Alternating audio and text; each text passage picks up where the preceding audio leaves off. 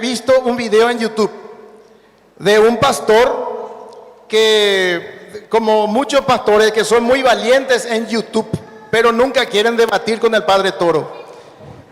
Y ese pastor decía que él descubrió que había sido que Pedro jamás fue papa y ni siquiera estuvo en Roma, y como prueba lee la carta de Pablo a los Romanos, capítulo 16, versículo del 3 al 16, en donde Pablo le saluda a muchísima gente, pero a Pedro no le saluda.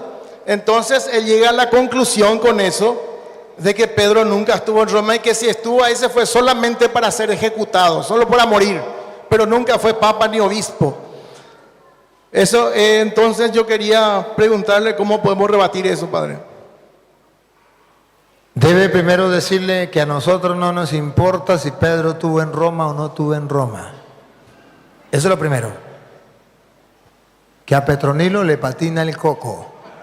Hay una ignorancia grande, viene el pastor y dice, es que Constantino fundó la Iglesia Católica. Usted no va a agarrar a ver si es verdad o mentira. Usted dice, en vez de irme a ver si es verdad o mentira, voy a creerle a este pastor, porque por algo es pastor. Y eso, además, mire, son cristianos evangélicos, y los cristianos evangélicos no mienten, ellos dicen verdad.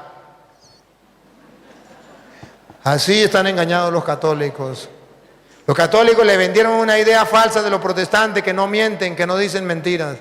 Bendiciones, mis queridos hermanos, sean bienvenidos a otro nuevo video más. Vamos a ver esta increíble prédica, esta dinámica que hace el Padre Luis Toro de preguntas y respuestas. Espero que nos edifique en nuestra fe. Muchas bendiciones en donde quiera que estén. Un fuerte abrazo a la distancia y no les quito más de su tiempo. Vamos a comenzar con estas hermosas enseñanzas. Padre, mi consulta era la siguiente. Estuve viendo un video en YouTube de uno de esos pastores que son muy valientes por YouTube, pero nunca quieren debatir con el Padre Toro. Y en he visto un video en YouTube de un pastor que, como muchos pastores que son muy valientes en YouTube, pero nunca quieren debatir con el Padre Toro. Y ese pastor decía que él descubrió que había sido que Pedro jamás fue papa y ni siquiera estuvo en Roma, y como prueba lee la carta de Pablo a los Romanos, capítulo 16, versículo del 3 al 16, en donde Pablo le saluda a muchísima gente, pero a Pedro no le saluda. Entonces él llega a la conclusión con eso de que Pedro nunca estuvo en Roma, y que si estuvo ahí se fue solamente para ser ejecutado, solo para morir, pero nunca fue papa ni obispo. Eso, entonces yo quería preguntarle cómo podemos rebatir eso, padre. Debe primero decirle que a nosotros no nos importa si Pedro estuvo en Roma o no estuvo en Roma. Eso es lo primero. Que a Petronilo le patina el coco. Eso no es doctrina de la Iglesia Católica. La doctrina de la Iglesia Católica no dice, el cristiano tiene que creer que Pedro estuvo en Roma. Eso no es doctrina de la Iglesia Católica. La doctrina de la Iglesia Católica es que Pedro fue el Papa, y eso sí lo puedo comprobar.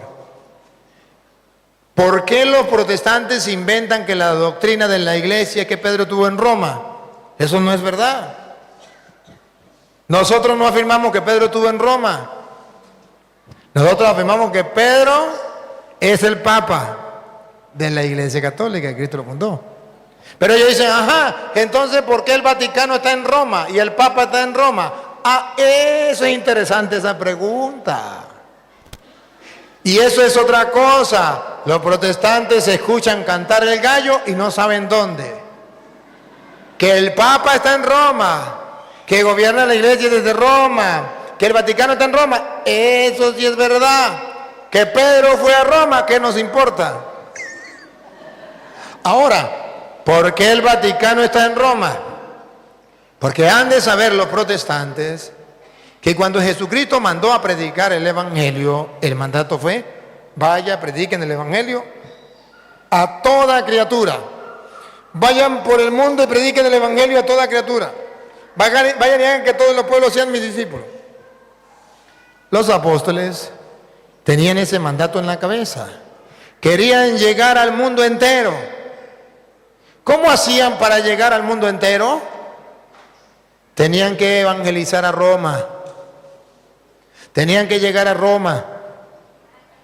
¿Que Pedro no pudo llegar a Roma? Pedro no pudo llegar a Roma. Llegaron los cristianos a Roma.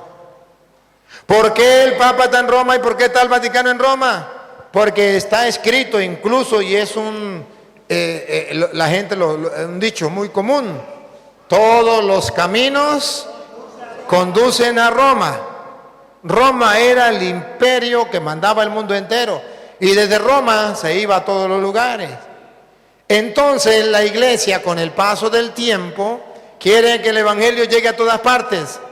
Se instala en Roma, que era el centro del mundo, y de ahí a todas partes, todos los caminos conducen a Roma. Una estrategia para evangelizar se instala en Roma. Que Pedro no estuvo ahí, no hay problema. Pero usted debe saber por qué está en Roma la sede de la iglesia. Porque Roma era el imperio y era necesario que desde ahí se llevara el evangelio. La pregunta, por ejemplo, le puede ser esta: ¿alguna vez ustedes vieron a los apóstoles dar una enseñanza por YouTube? No. Pero ahora, para que el evangelio llegue al mundo entero, el Padre Luis está predicando por internet, por YouTube. Pero muéstremelo en la Biblia donde dice que hay que predicar por YouTube. Si Pedro no conoció YouTube y los apóstoles tampoco el internet, eso es verdad. ¿Y a mí qué me importa? A mí lo que me importa es que el YouTube ahora es el camino para que el evangelio llegue al mundo entero. Y eso le importó a los primeros cristianos. No existía YouTube, pero existía el Imperio Romano, y de ahí podían llegar el evangelio a toda criatura, y por eso se instaló en Roma. Esa es la razón. Que Pedro no es el Papa. ¿No han leído Juan 21:15? Deben saber los protestantes que Papa significa el papá, el jefe, el pastor, el guía, el encargado, el dirigente, el líder. Póngale usted el nombre que sea, pero el encargado de la comunidad. Y vamos a ver si Jesús lo nombró papa, jefe, pastor, guía, como usted lo quiera llamar. Juan 21:15. Después de haber comido, preguntó Jesús a Simón: Simón, hijo de Juan, ¿me amas más que estos? A Simón, siga. Respondió él: Sí, Señor, tú sabes que te quiero. Aquí viene cuando lo nombra papa, para en la oreja. Jesús le dijo: Apacienta mis corderos. Lo nombró papa. ¿Saben qué significa papa? Que va a pastorear los corderos de Cristo. Siga. Volvió a preguntarle por segunda vez: Simón, hijo de Juan, ¿me amas? Respondió él: Sí, Señor, tú sabes que te quiero. Le dijo Jesús: Apacienta mis ovejas. Por segunda vez lo nombró papa. Siga. Insistió por tercera vez: Simón, hijo de Juan, ¿me quieres? Se entristeció Pedro de que le preguntase por tercera vez. Y le dijo: Señor, tú lo sabes todo, tú sabes que te quiero. Le dijo Jesús: Apacienta mis ovejas. Papa significa eso, un jefe que va a encargarse de las ovejas de Cristo. Un jefe común de la iglesia. Apacienta los corderos, apacienta las ovejas, apaciéntalos a todos. Un jefe para la iglesia, eso significa papa. Que no existe, aquí está. Ahora que los protestantes, por ignorantes, no sepan lo que significa papa, eso es problema de ellos, que estudien. Otra pregunta. Padre, una última pregunta. En todos los libros de historia figura que Constantino fue solamente emperador romano. ¿De dónde? Yo quiero saber de dónde quitan los pastores y le enseñan a todos sus fieles que el que fundó la Iglesia Católica fue Constantino. ¿Será que en la universidad estudian ellos que Constantino fundó la Iglesia Católica? Sí. Ellos estudian lo que dicen los mentirosos de sus pastores. ¿Qué dicen los mentirosos de los pastores? Que la Iglesia Católica fue fundada por Constantino. Pero si estudian la verdad en la historia, Constantino vino en el año 313. Y en el año 107, San Ignacio de Antioquía, obispo de Antioquía, discípulo de San Juan Evangelista, ya llamaba a los cristianos Iglesia Católica, año 107. Un buen historiador, una persona que busque la verdad, agarra por internet, tan fácil, San Ignacio de Antioquía, cartas de San Ignacio de Antioquía, y comienza a leerla, y va a descubrir que San Ignacio de Antioquía ya viene a decir que donde está el obispo con los presbíteros y los diáconos, ahí está la Iglesia de Cristo, es decir, la Iglesia Católica. Ya San Ignacio de Antioquía, año 107. Cuando un protestante dice que la fundó Constantino, deja ver el tamaño de la ignorancia de los protestantes. Pueden buscarlo, si creen, algún protestante cree que es mentira, lo reto, busquen la carta de San Ignacio de Antioquía. No están ocultas, están al descubierto. Ahora, unos que son más teólogos, dice, es que Constantino fue el que fundó la Iglesia Católica, porque usted sabe que hasta Constantino la Iglesia de Cristo era perseguida. Y entonces vivían en subterráneos. Y viene Constantino y le da libertad a los cristianos. Le da libertad a los cristianos. Y cuando le da libertad, la iglesia se paganizó.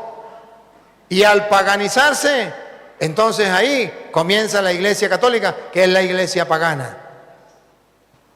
A Petronilo le patina el coco, le patina el coco, le patina el coco. ¿Y cómo le compruebo que eso es mentira? Porque si Constantino fue el que fundó la Iglesia Católica y esa iglesia pagana, fue en el año 313. Y si en el año 313 esa iglesia pagana hizo la Biblia en el año 382. Cuando Constantino existía, no existía la Biblia. Existía solamente el Antiguo Testamento. Y eso no es la Biblia, una parte de la Biblia. No existía la Biblia. Y es San Dámaso I, papa de la iglesia prostituida, pagana, que Constantino fundó, la que hace la Biblia. Que los protestantes tengan coherencia.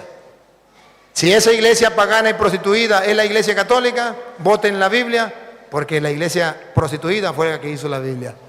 Ahora, ¿por qué creen que es palabra de Dios la Biblia? Porque esa iglesia católica fue la que le dijo que eso era palabra de Dios. Sean coherentes. Es una manera de los protestantes engañar a los ignorantes. Viene y habla Constantino en el año 313. ¿Quién de ustedes estaba en ese tiempo? Ninguno. ¿Quién de ustedes se va a tomar la molestia de agarrar la historia, ponerse a leer? Ninguno. Hay una ignorancia grande. Viene el pastor y dice, es que Constantino fundó la iglesia católica. Usted no va a agarrar a ver si es verdad o mentira. Usted dice, en vez de irme a ver si es verdad o mentira, voy a creerle a este pastor, porque por algo es pastor. Y eso, además, mire, son cristianos evangélicos, y los cristianos evangélicos no mienten. Ellos dicen verdad. Así están engañados los católicos. Los católicos le vendieron una idea falsa de los protestantes, que no mienten, que no dicen mentiras. Ustedes ven que yo en los videos, yo hago repetir a los protestantes las cosas y les pregunto para mostrarles que son unos mentirosos. Por ejemplo, yo les pregunto a los protestantes, ¿de qué color es este forro? Y ellos dicen, blanco. Yo les digo, no, mire, es negro. Y ellos dicen, no, es blanco. Quedan al público como mentirosos. Pero no se dan cuenta, porque el pastor les dijo que tenían que decir que era blanco. Pero la gente se da cuenta de que están diciendo mentiras. Pero si yo no les demuestro que esto es negro, ellos enseñan a la gente que es blanco y es blanco. Porque la gente es como un niño que no sabe nada y viene su mamá y le enseña que esto es blanco. Pues bueno, va a aprender que eso es blanco. pero no es blanco, es negro. Por la ignorancia del católico, los protestantes están avanzando. Otra preguntita, pues. Buenas noches, padres. Mi pregunta es, en el momento de la infidelidad entre dos personas, hombre y mujer, ¿qué pasa del Espíritu Santo y del alma? Quisiera saber si el Espíritu Santo sale del cuerpo y el alma se queda a sufrir el pecado. Efesios capítulo 4, versículo 29. Efesios capítulo 4, versículo 29. Ahí está la respuesta. A ver qué pasa cuando nosotros pecamos. Si tenemos el Espíritu Santo, ¿qué pasa? ¿El Espíritu Santo se va y nos deja? ¿O qué es lo que pasa? Vamos a ver, lea. 4:29. 4:29 en adelante. No digáis palabras que puedan herir, sino las que sean oportunas para edificar según la necesidad y hacer el bien a los que os escuchen. No entristezcáis al Espíritu Santo de Dios, No entristezcáis al Espíritu Santo de Dios. Siga. con el que fuisteis sellados para el día de la redención. Fuiste sellado, ese sello no se lo quita nadie. El Espíritu Santo está ahí. Que usted lo entristece, sí. Que yo lo entristezco, sí. Lo entristecemos. Pero no se va. Fuimos sellados con Él. Eso lo tenemos para siempre. Y por tanto, nosotros lo que tenemos que es descubrir lo que dice Pablo en 1 Corintios 3:16. Descubrir que el Espíritu Santo está en nosotros. Creer que está en nosotros. Y entonces así evitamos entristecerlo. ¿No sabéis que sois templo de Dios y que el Espíritu Santo de Dios habita en vosotros? No sabéis, se nos ha olvidado, no lo sabemos, pero ahí está. Lo entristecemos, pero no se va. Él nos acompaña. Él está con nosotros. Preguntica.